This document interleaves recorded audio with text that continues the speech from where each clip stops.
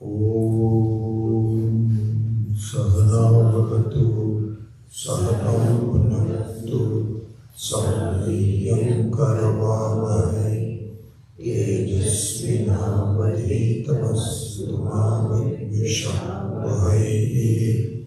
Om Shanti Shanti Shanti.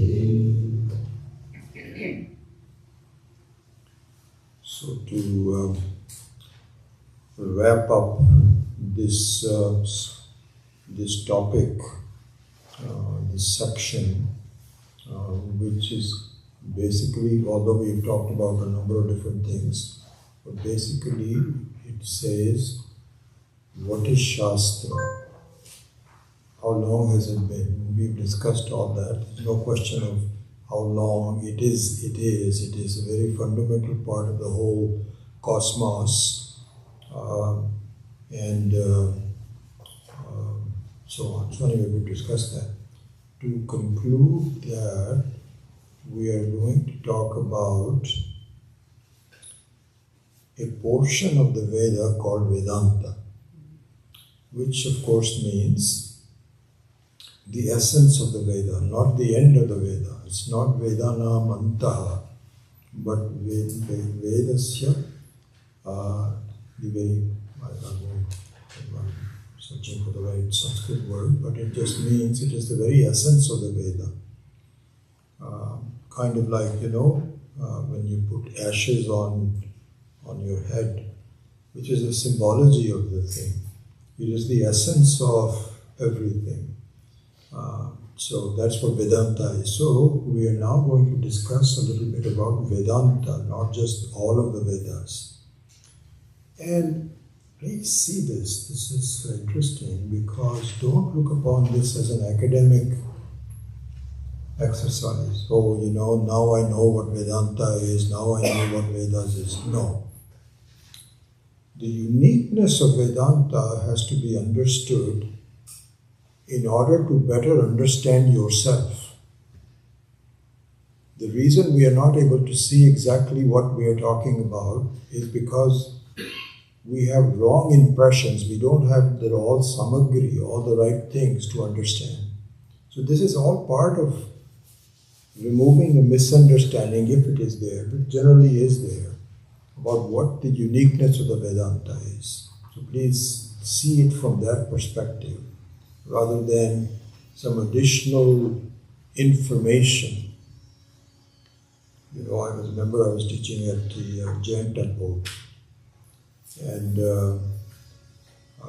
I was teaching at the temple for quite a long time, I think, 10, 12, 15 years. And there were a couple of pujaris in the Jain temple who kind of knew me a little bit, but they also talked to a number of my students. And they said, we understand that you really explain things extremely well about Hinduism. Why don't you teach it in some college?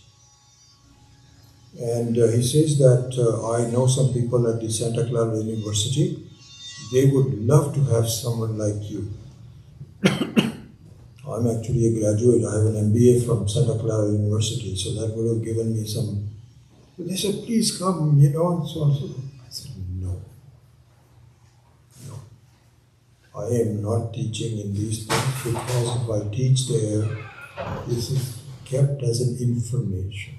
Course number such and such. We also know about Vedanta, etc. I am not teaching. This is not what it is. I don't want any degrees. I'm much past that. So this is not information, but this is an insight into why is it that I don't understand myself. Please look at it that way. In fact, note that down. Note that point down, that this section that I'm talking about the uniqueness of Vedanta, is to understand why is it that I don't get it. And you don't get it.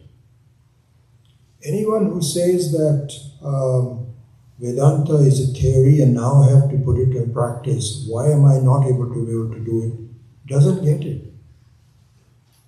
All the Swamis say the same thing. Swami Dayanand used to say that. People, they will come to Swamiji and say, Swamiji, you know what?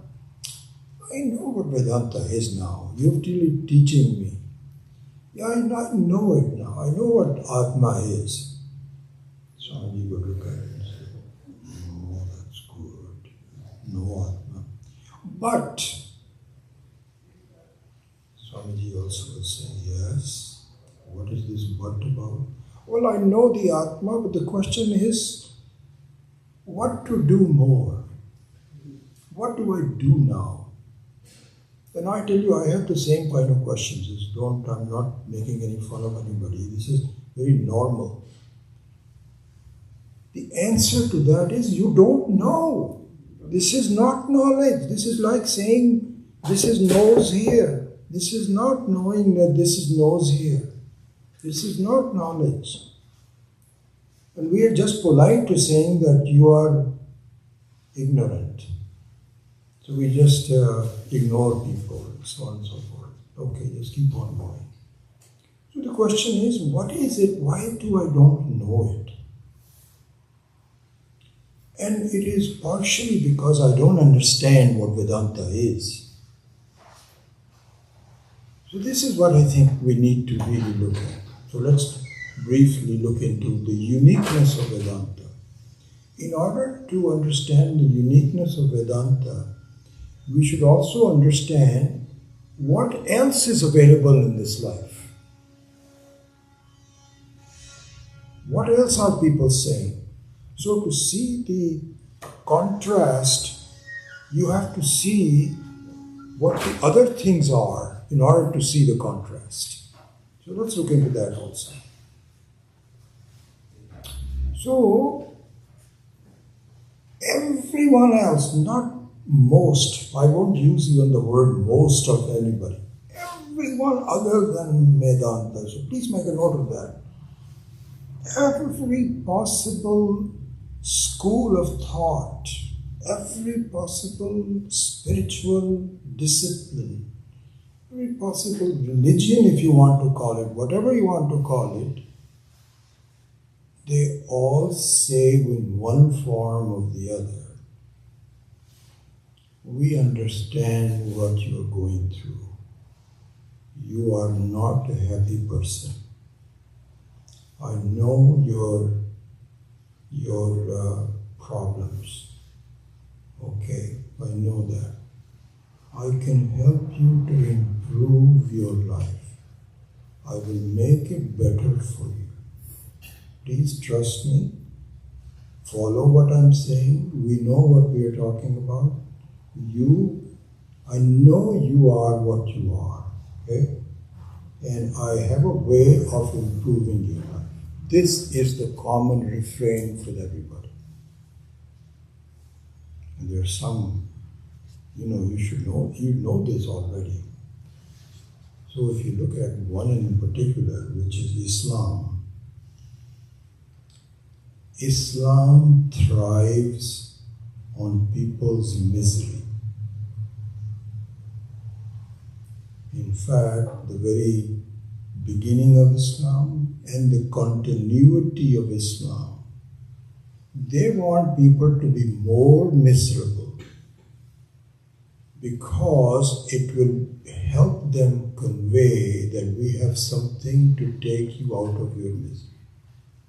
It is very popular amongst the poor and the disenfranchised. And I think I was telling you this, there was a podcast I heard from someone who looked like what he was saying that the military in Pakistan is not allowing children's education to grow. They have, something like 20,000 madrasas where math, English, Urdu, nothing is taught except the repetition of Quran. That's it. Repetition of the kalams. Sorry? The kalams, the 6 kalams, kalmas they have, they just teach the children, repeat that. I saw YouTube on that. Oh, interesting. Kalams. The kalma, sorry, kalma. Kalma. 6 kalmas. Okay. And the interesting thing is they say they have a kind of a statistic that out of so many madrasas, we can generate that many terrorists. Yeah. So that's how they come up and so on. So anyway, that's an extreme, but really very common to everyone other than Vedanta. Please understand, even if I can say this, Shaivism and all Hindu philosophies, not knowledge, but philosophies, follow the same thing. Okay. Kashmiri Shaivism, I've read a lot about that and so on and so forth. Not Vedanta. And all of them say the same thing. And even people who are karmakandins, in one form or the other, say the same thing. That you are miserable, we know, but we can improve it. Okay? And they have one variation of the other. We know very well the sadhana chatushtaya is one thing, but if you look at the artha, kama, dharma, and moksha, these are the four efforts that people have. Sorry? Purushartha, the 4 purusharthas. Artha, kama, dharma, and so on. So just follow that. Please do that, and you'll be okay. All right? This is the baseline. And it's not a baseline which is frequent. This is the whole thing. And if there is no organized help to do this, people feel the same way. Every person in the whole world feels, I am not okay, but I will be okay if I did the following things. This is very common to all of us. It's very important to do this in our analysis because this is the foundation for doing the viveka between karma, jnanam. Everything that I am going to talk about is based on this foundation. Our understanding that I am not well today, correct. Correct is not correct, but anyway, correct for the time being. But I am working with either artha, kama, and dharma to get better. And one day I think I'm going to be okay. This is it. Here comes Vedanta. And this includes Purva Mimamsa, it includes Sankhya, it includes Yoga. Yoga is the same. includes Vaishnavas, Shaivas, Bhakti, Upasana, all the religions, Jains, every one of them. In one form or the other. They all have a whole secret formula. Don't worry about those people. Come to us. We'll make you better. And we are all not happy completely. So we fall for it.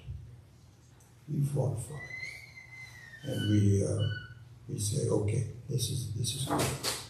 Swami Dayanand used to say that. He said, if you look at these evangelists, these are more glorified travel agents. That's who they are.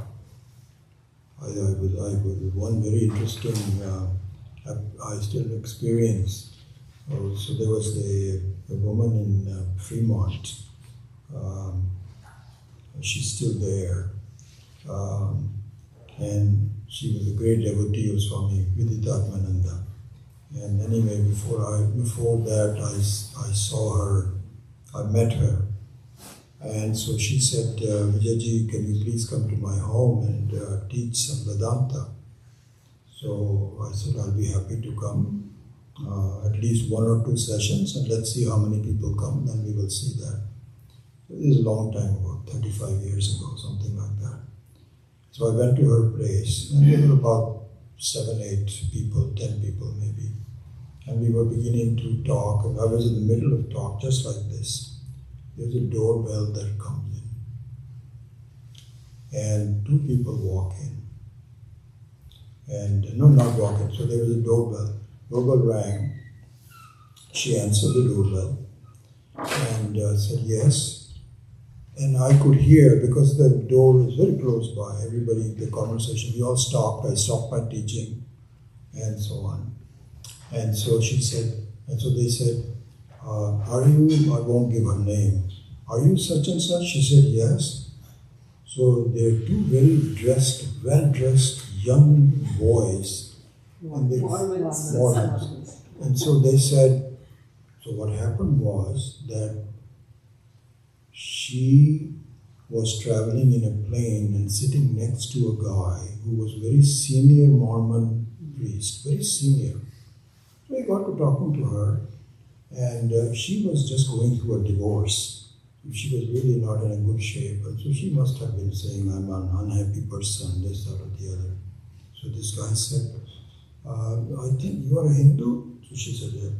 He said, well, you don't have to become a Mormon, but we have some good things to offer you. So will you be willing to at least listen to them? So she said, okay. So these 2 boys came in, and I could hear the conversation. They said, we've been sent by Mr. Such and Such, this high guy, to help you with this and so on. Can we come in for a minute? So she was not a very wise person. So she kind of looked at me and so on. I said, so she said, no, okay, a bit later on. So after the talks, I had a talk with her. I said, what are you doing? You know who they are? You know what they're after? Well, I said, no.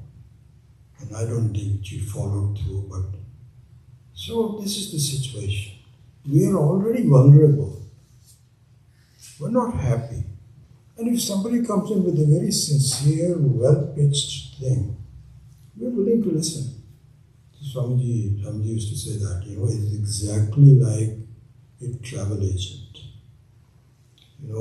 And travel agencies also, they advertise. So you have to, I was telling you about this, that there was a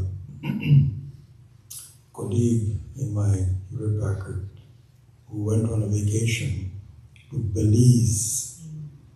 And this was, again, I'm talking about 30 years back. I had no idea what Belize is. I've never even heard of it. The New Costa Rica.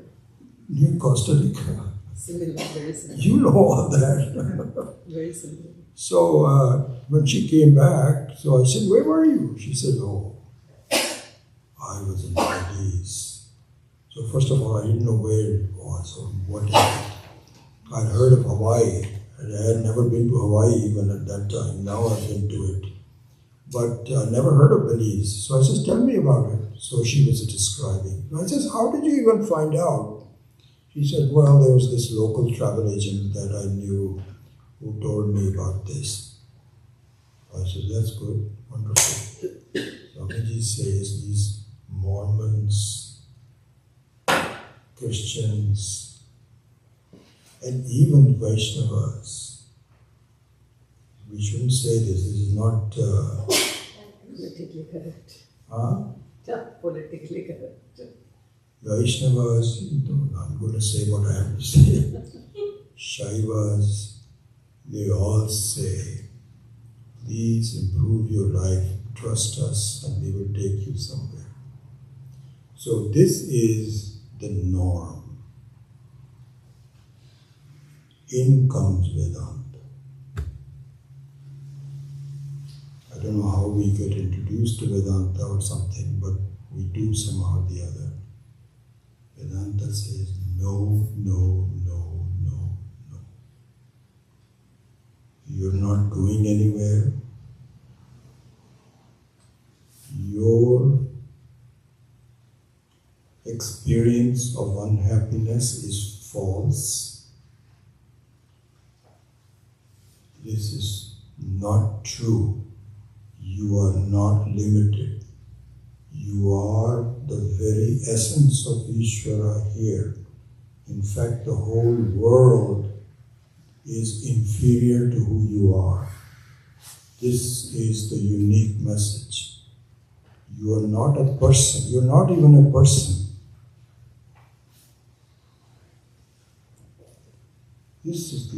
This is what is unique about it. And so then we say, wait a second. This doesn't jive with my experience. My experience is, because I trust my experience. I trust my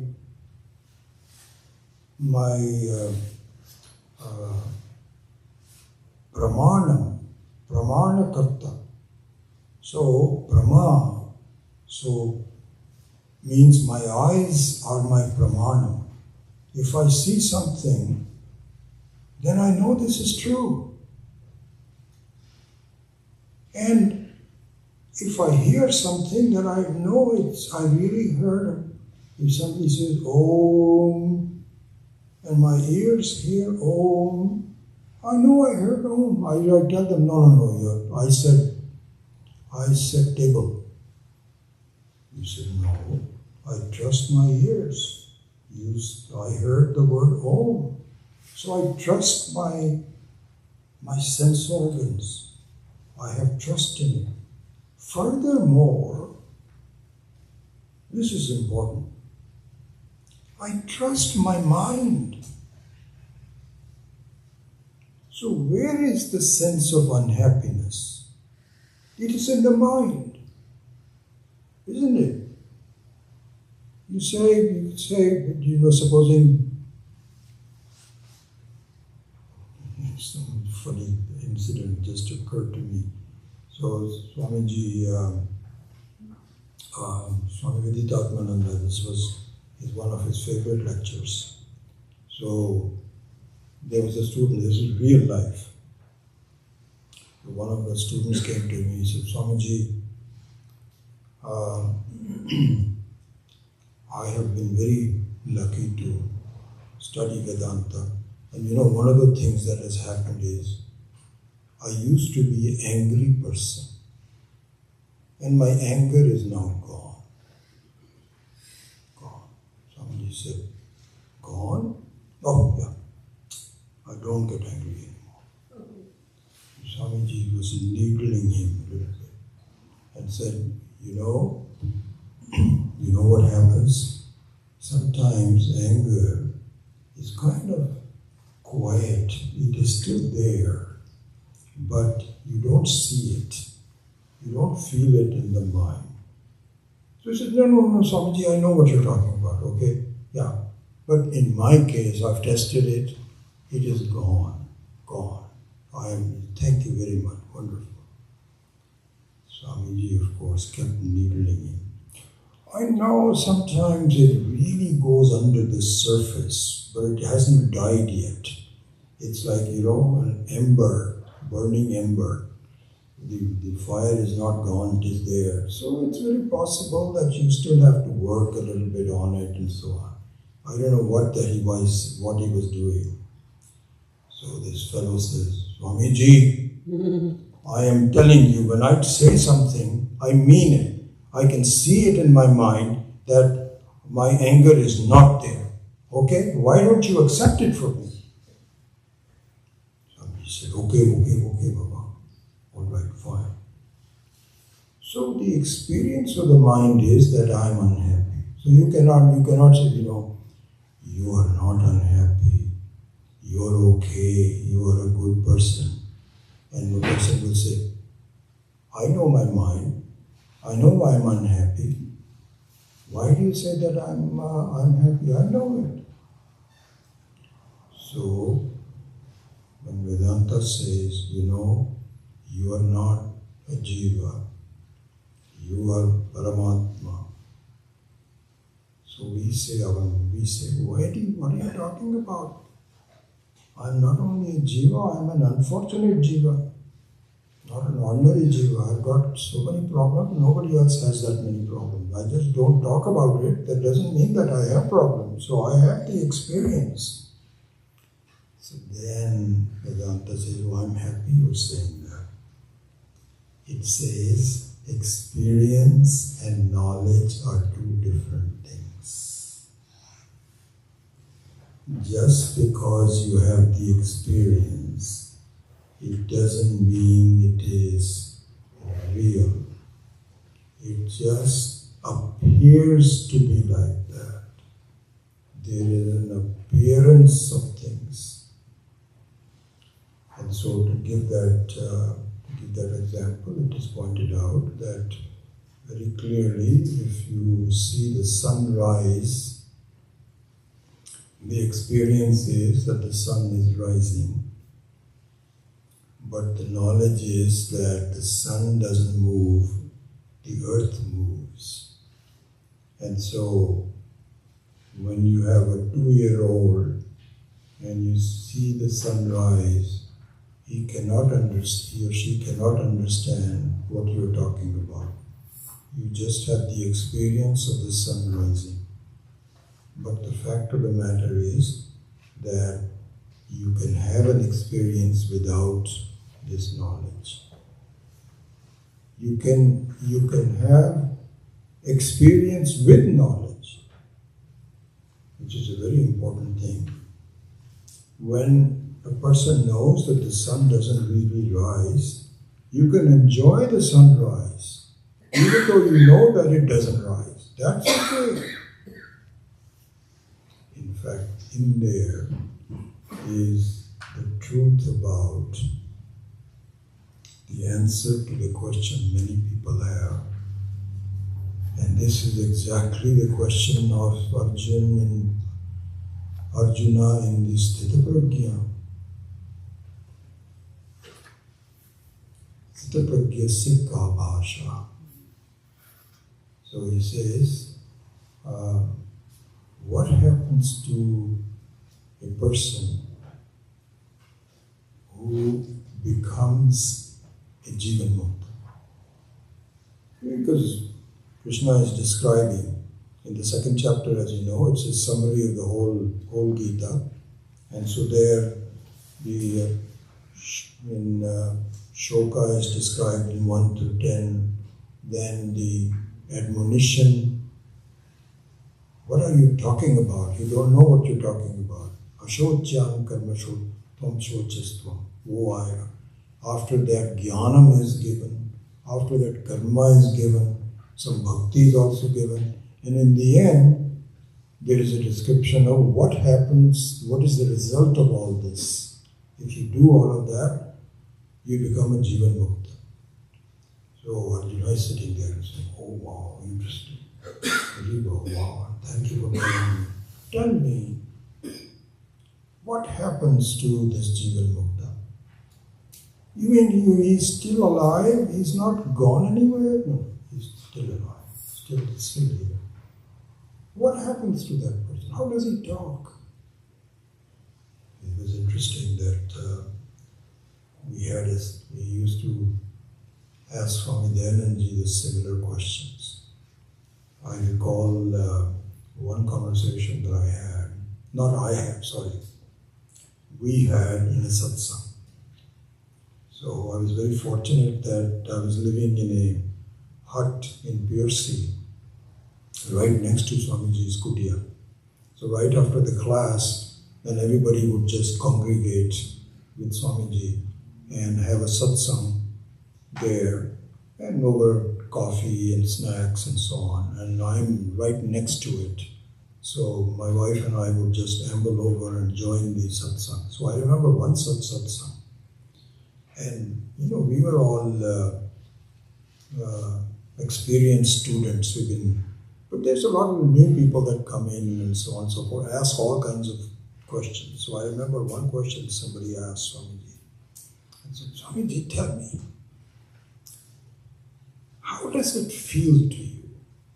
Meaning that I understand that you have a complete understanding. You are kind of like a Mahatma, Jeev. So, what does it feel to you? So we were all saying, we wanted to ask the same question. How does it, So I still remember his answer so well. He said, I feel totally relaxed. And then he elaborated a little bit more on it, but those were his key words. I feel totally relaxed. And that means things don't bother me. I don't have any feelings that I have to do this and so on. I'm relaxed. This is it. So anyway, going back to this question about what happens to the Jivan Mukta, Arjuna's question, Arsha. And of course, his answer is similar to I'm relaxed, means once you don't have any desires and so on and so forth. How is it that I don't have any desires? So we'll talk about that later. But the fact of the matter is this. Even after the knowledge that the sun does not rise, the rise of the sun doesn't bother the person. The feeling that the sun appears to rise doesn't bother the person who knows that the sun doesn't rise. Similarly, a Jivan Mukta continues to function. If he has a family, continues to family. If he has a body, the body continues. Everything goes on well. Goes on as before. But his way of looking at things, his attitudes, his reactions, his responses to things that come up are totally different. That's really what happens. So now to pretty much wrap up this, let's see if there's something.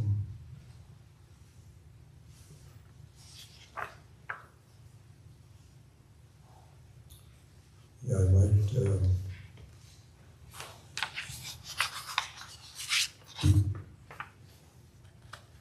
you the reference to this. I'm right? Yeah. You look at verse 69 of the second chapter.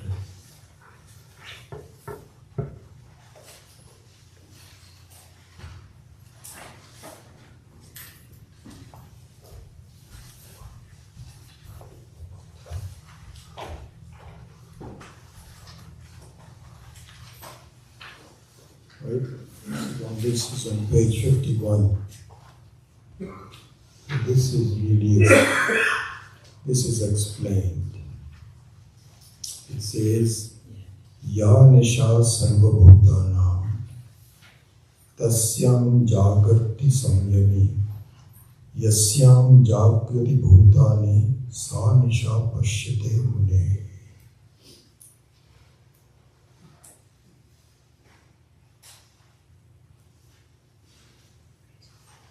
So, this is it. So it's the same thing, but it looks like darkness to people that don't know. Life is a problem, is a conclusion of people that don't know. And the same thing to a Muni or a Jnani. So I don't see any problems. What problems are you talking about? Totally different. Same thing. The sunrise experience is the same in both cases. But for a child, doesn't know that the sun doesn't rise. And to an adult, it doesn't matter whether the sun rises or not. There is no rise, no nothing. It is just one rotating set of things that are just going on. This is the thing.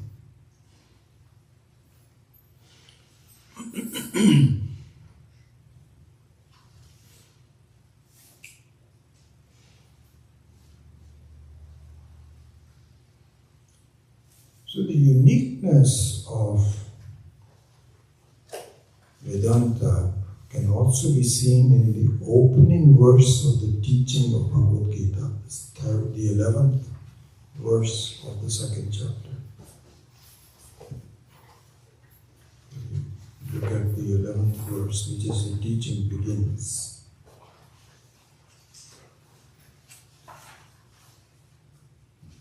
Ashocyan anvashocastvam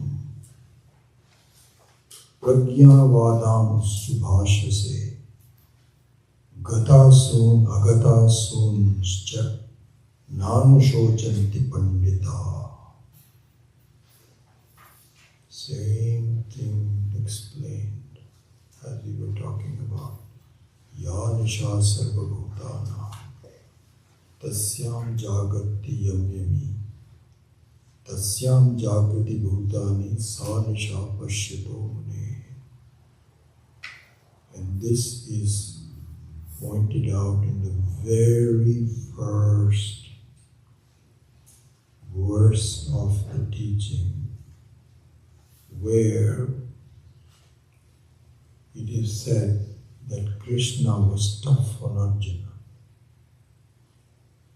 Arjuna was wailing and saying, oh, I've got to do this, and I can't do this. Just stop it. You don't know what you're talking about. Ashocyan anvashocastvam. Don't take my word for it. I've listened to many people who say this is an admonition, clear admonition. And say, no, I think that it'll be okay. No. Stop it. You're seeing something that I don't see. You're seeing dukkha, I don't see that dukkha. To see it the way I'm telling you. It's the same thing about what Akhandanandavji was saying. I'm telling you, you were never born. Why don't you believe me? You think I know less than your mom? This is exactly what it is. Ashocyan. He says, stupidity. Gatasun agatasun cha nano shochanti pandita. He says people that know, they don't consider the death of the body as anything interesting. Nothing. There is I think it is in either Vivekachidamani or somewhere. No, I'm sorry. It's in the Kathopanishad. In Kathopanishad, you know what death is compared to? If death is compared to Taraban's pickle, it's a pickle.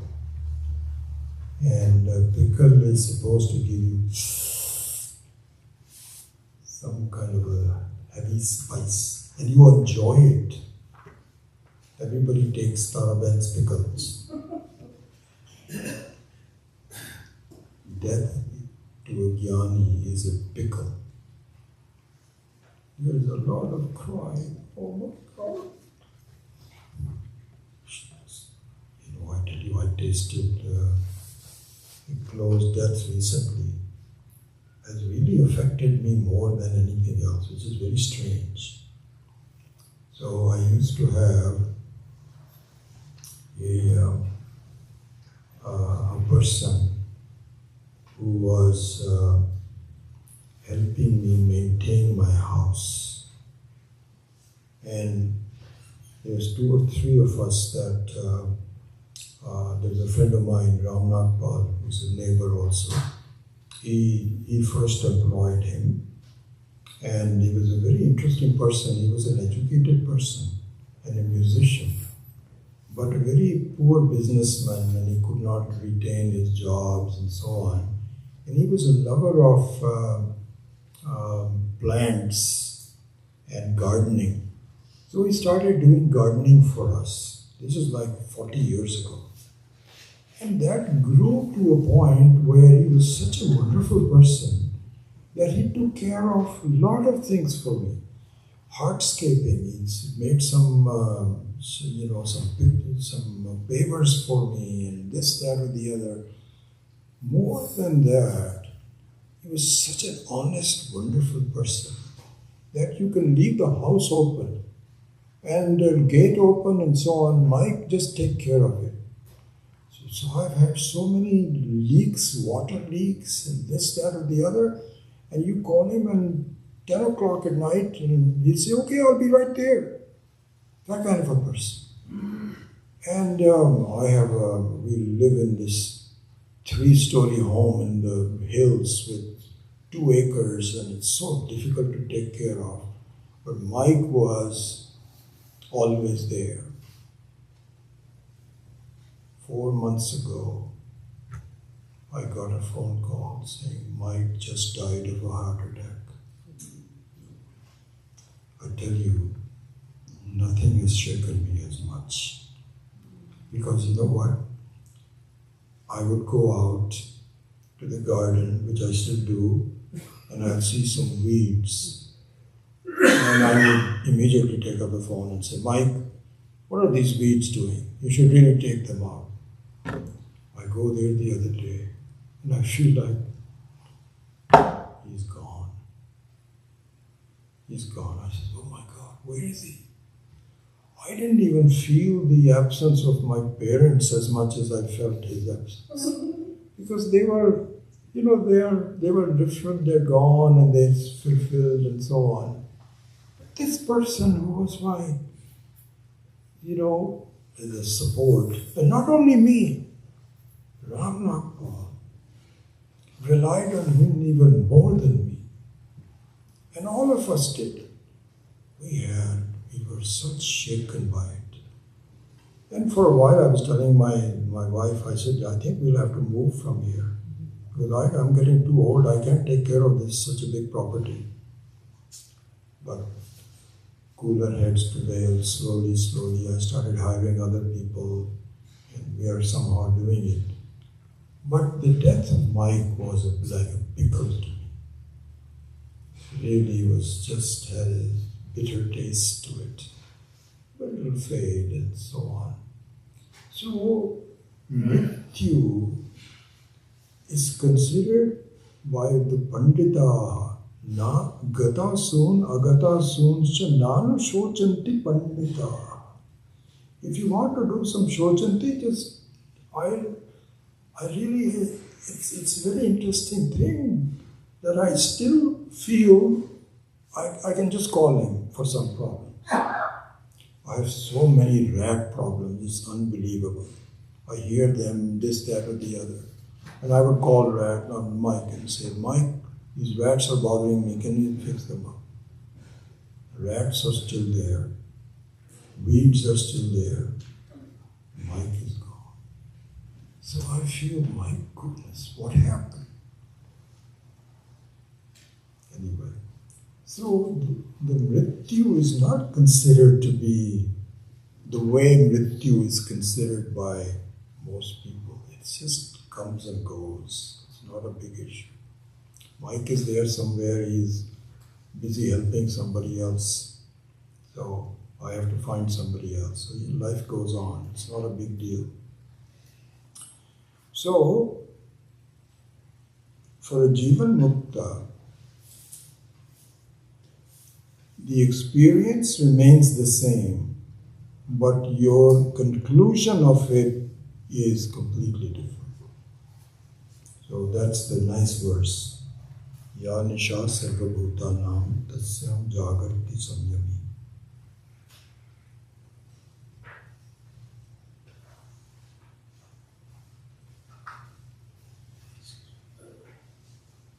Which verse was that you just quoted? 2:11. 2:11. There's two verses. Not the Asochan, the one. 69. 269.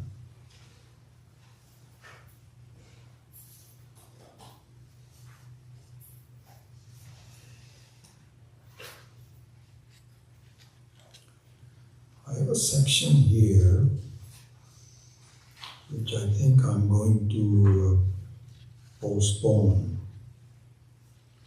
which has to do with two aspects. I've made this topic head. Knowledge alone gives moksha, and to gain knowledge you need a guru. So this I will, there's one aspect that I can discuss now, but we'll come to the main thing perhaps later. So there is the story in Prashna Upanishad. So in Prashna Upanishad, there were 6 wise people. They were not rishis. I don't know what happened to mine.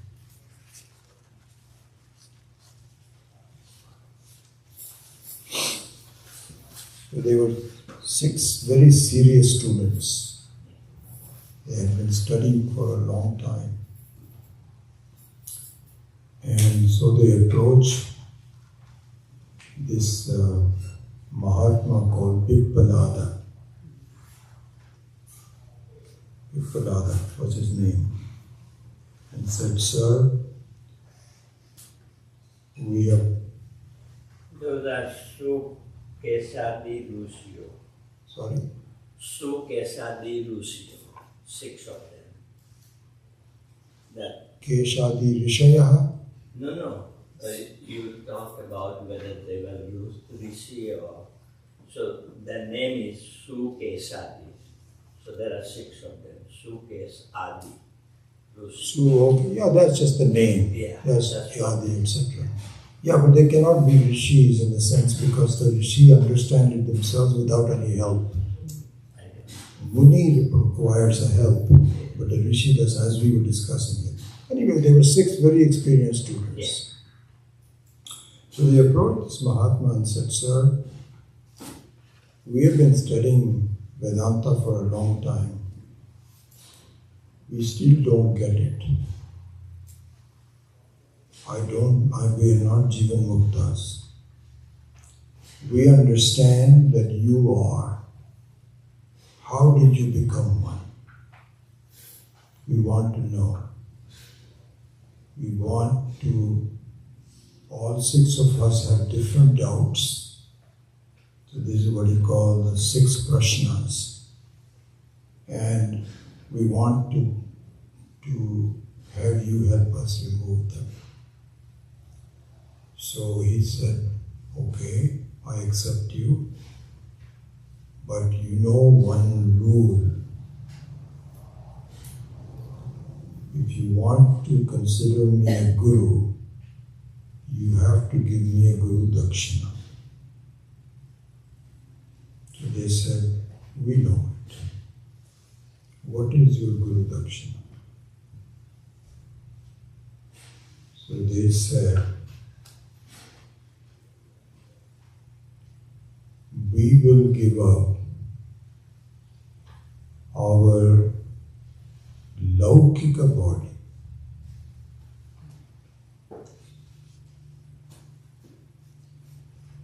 as our Dakshina to you. In return, we want Brahma body.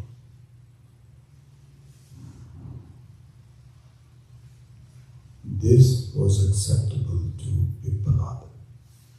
He says, this is correct. This is okay. So they said, you are our father. Param param tarayasi. Tvameva bandhu sakha tvameva abhi. Abhi mere pita hai. You are my father. I have two fathers. One father gave me this Laukika body, the worldly body. And to the best of his ability, that's all he could do. I have a body which is full of problems. And I'm giving you this. So this is exactly like Om Namah Shivaya. You give up the sense of smallness, and you are our Father who will give us Brahma body. This is why we are here. So Pippalada was pleased with this Dakshina, and he accepted them as students. And he told them, please serve me for a year. I want to learn all about you, who you are. Stay close to me. And once I understand you as a person, I will start teaching. So this is how Prashna Upanishad is taught. And so, so then this really is the attitude that we should have. And this is the uniqueness of Vedanta.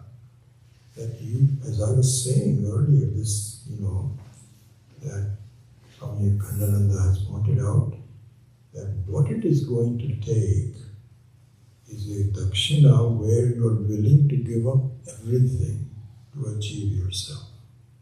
Are you willing to do that? No, my family. Okay, fine. Then when you're ready, please come back to me.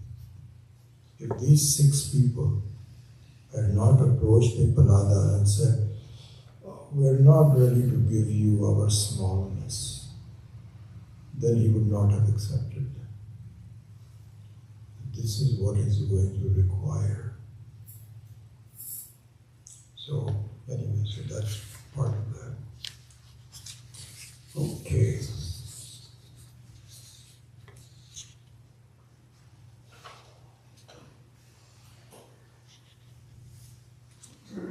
I think even though I'm going to discuss Jnana Eva Moksha later,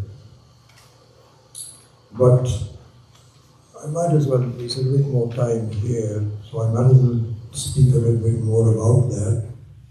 Before we go into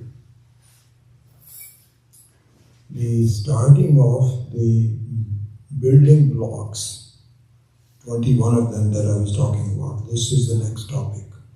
So we'll probably have to wait until tomorrow morning's class to do that. But let me continue with this topic for about 6-7 more minutes to the end of this class. So this is also part of the uniqueness of Vedanta. This is all same aspect.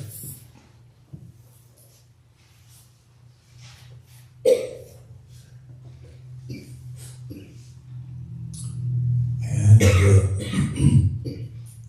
this is encapsulated in our motto, Swami Dayananji's Sampradaya motto, Nahi Jnanena Sadrisham Eha Vidyate. So this needs to be understood. And what it is,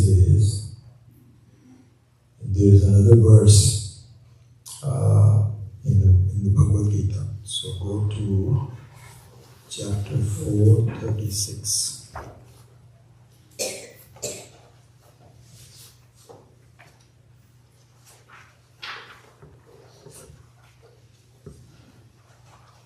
On page 84 here.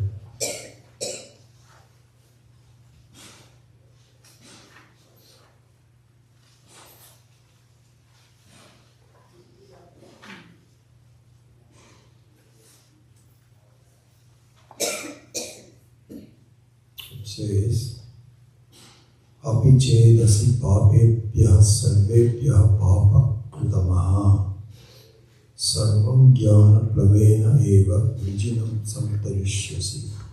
I don't know if I made a mistake. Let me double check.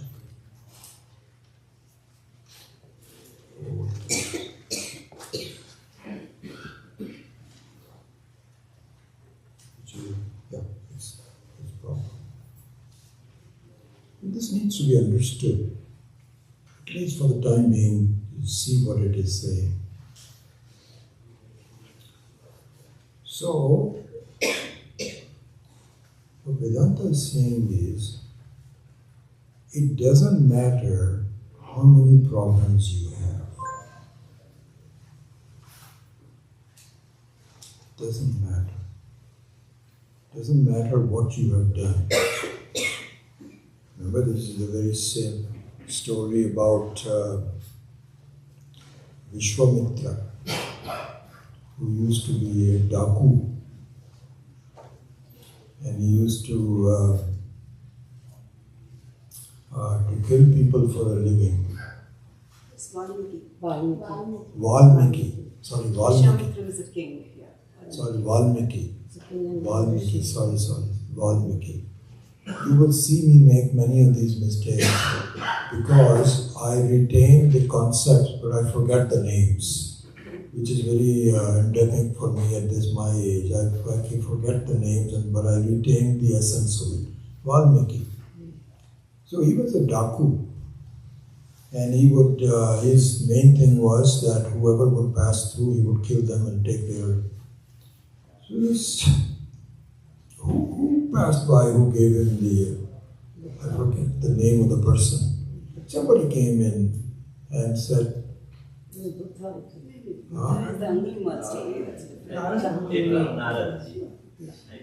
Narad? Yeah. Anyway, so some wise person came by and said, why are you doing this? You can kill me, I really don't have much, you can do that if you want to, but let me ask you something. Why are you doing it? He says, my family needs it. I don't know, I'm an uneducated person. I don't know what else to do. I don't have any education, money or anything like that. So this is so he says, you're doing it for your family? He says, yeah, absolutely, not for myself. This is for my... He says, let's go talk to your family. So he went to his wife and said, this is what he's saying. What do you think? He says, I've been telling him he's going to Naraka.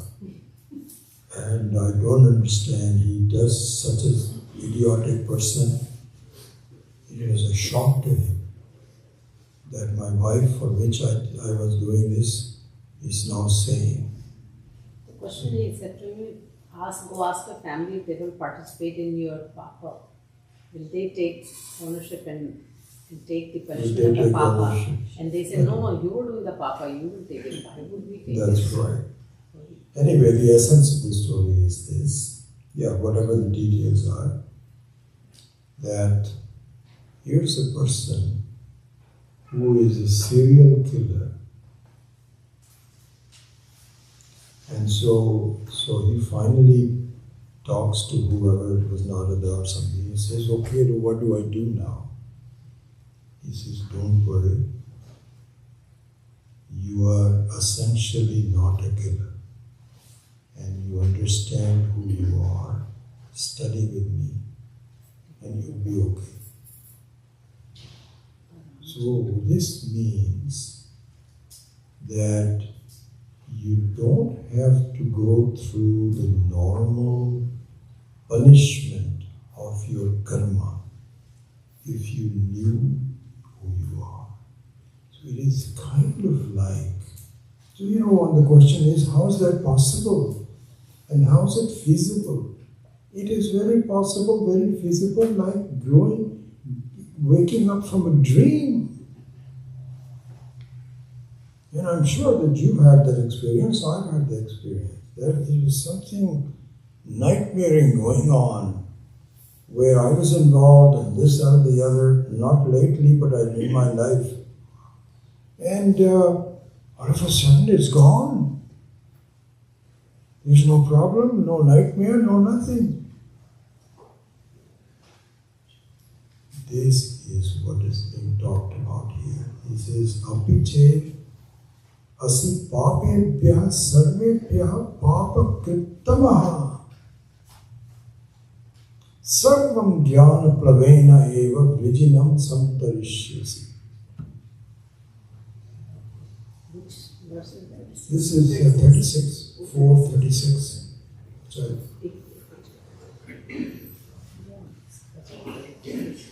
436. I'm looking at it. Chapter 4, yeah, I'm looking at it. I didn't follow what you were.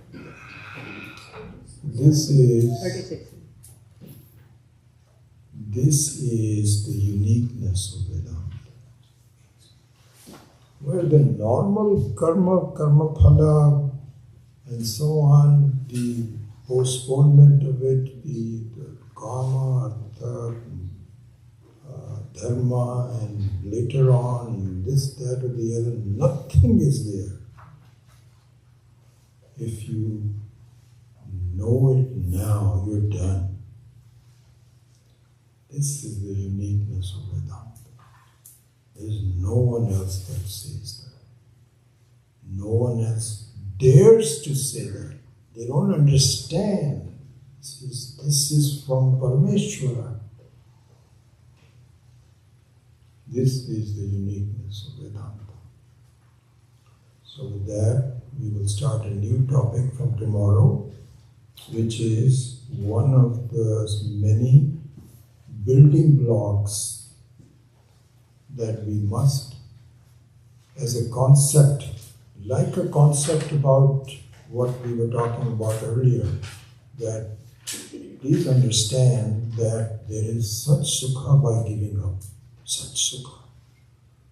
So we will see 21 similar concepts that we must know in order for us to accept this Arsha Jnana. So that topic we will begin tomorrow. Om Asato Ma Satgamaya Tamaso Ma Jyotirgamaya Mrityor Ma Amritam Gamaya. Om Purnamada Purnamidam Purnat Purnamudachyate Purnasya Purnamadaya Purnameva Vashishyate. Om Shanti Shanti Shanti. Hari Om Shri Guru